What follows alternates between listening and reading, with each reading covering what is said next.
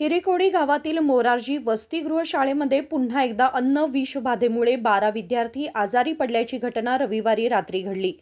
बेळगाव जिल्ह्यातील चिकोडी तालुक्यातील हिरेकोडी गावामध्ये ही घटना घडली असून काही दिवसांपूर्वी न्यायाधीशांनीही याच वसतिगृह शाळेला भेट देऊन वॉर्डनसह सर्वांना फटकारले होते। ही घटना चिकोडी पोलीस ठाण्याच्या हद्दीत घडली आहे।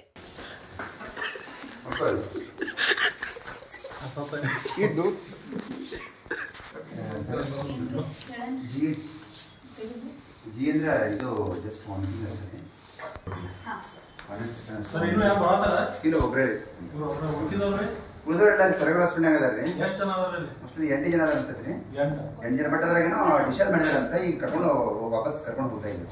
ಹೌದು ಹಾ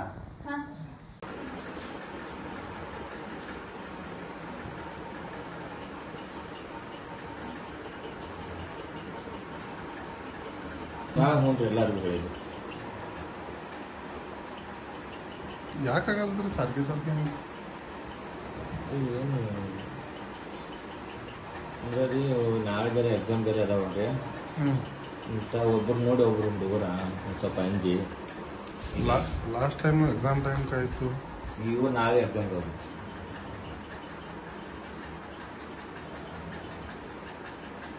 राजशेखर हिरेमठ, KMM मराठी, बेळगाव।